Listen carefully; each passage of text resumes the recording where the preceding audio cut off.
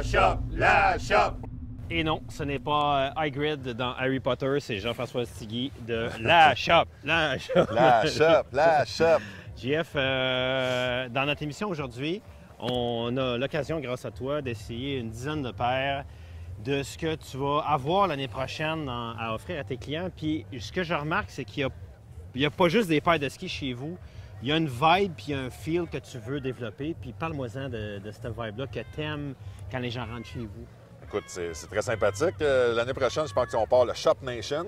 Avec les Shop Fest, on va réussir à faire un Shop Nation. On va répéter ça l'année prochaine. C'est sûr que c'est le fun de pouvoir essayer les skis de l'an prochain, l'année d'avant, puis avoir du feedback de tout le monde qui les essaye. Est-ce que ça t'aide dans ton booking de voir la réaction du public? Parce que toi, tu as déjà... Ah, c'est clair. C'est clair que de prendre le feedback des clients qui essayent les skis me donne une très bonne indicatif de si ce ski-là va se vendre, plus que d'écouter... les catalogues puis les représentants, mais les représentants donnent du très bon input, mais il n'y a rien de mieux qu'un skieur comme un des mortels qui essaye XY ski pour te donner leur commentaire. Moi, ce qui m'impressionne, c'est comment chaque manufacturier ont malgré le fait que c'est une industrie qui est en décroissance, qu'il y en a qui ont la baboune un peu plus parce qu'ils ne font pas les mêmes chiffres qu'avant parmi les refs. Mais c'est incroyable qu'ils nous offrent. Tu sais, je regarde dans d'autres sports. Là, il y a une marque qui est là, on la nomme pas, là, mais il y a 40 modèles de ski, puis chaque modèle a son rayon à lui, fois 4 grandeurs, fois homme, fois femme. Fait que t'es rendu qu'une compagnie fait 200 skis.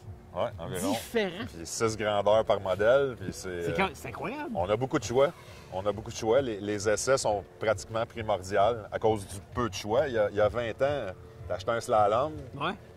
Tu le vendais, tu te rachetais un slalom. Tu le vendais, tu te rachetais un slalom. Les skis ont élargi. Les skis, ils ont mis du rocker dans les spatules comme dans les planches de surf. Ils ont mis du reverse camber. Du rocker. Ils font beaucoup d'efforts pour remettre le ski sur la map. Puis c'est le fun qu'on se fasse traiter ainsi, les skieurs. Puis en plus, toi, après, tu peux voir que la personne qui arrive avec un ski de piste rentre chez vous dans le magasin, qui veut changer son ski de piste, alors que dans le fond, on aurait juste besoin d'un aiguisage. Et on a ça aussi. Les gens n'entretiennent pas assez leur ski. Pas assez leur ski. Un ski de 88 au patin. Il y a une madame, tantôt, elle me parle, par exemple, du Black Pearl de Blizzard, le ski le plus vendu au monde. Ouais. Mais je dis, madame, je comprends que vous aimez ça, mais c'est parce qu'il est bien aiguisé aujourd'hui pour la journée, parce que vous avez passé tous les skis. Les skis coupants, ça va bien dans toutes les sauces. Les skis glissants, ça va bien dans toutes les sauces. Ceux qui trouvent que des skis coupants vont pas bien, c'est parce que c'est pas bien aiguisé. C'est des skis qui ont une baveur trop forte, qui vont traquer. C'est pour ça que les gens sont réticents. Tout le monde s'est fait scraper un tune-up dans leur carrière de skieur. C'est pas le fun, t'es pas capable de skier. Faut tailler la bavure avec des pierres au diamant. On aiguise avec des meules en céramique, nous, à la shop, fait que ça laisse une moins grosse bavure, mais on les finit quand même à pierre au diamant. Dans soupe, dans poudreuse, dans sa glace, un ski coupant, c'est fantastique.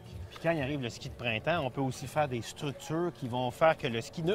Des structures plus grossières, combinées avec une bonne cire pour que ton ski glisse mieux. Oui, avec une cire repoussant d'eau. Fait qu'il y a une façon d'augmenter le plaisir de skier. Absolument. En faisant aiguiser le plaisir de skier.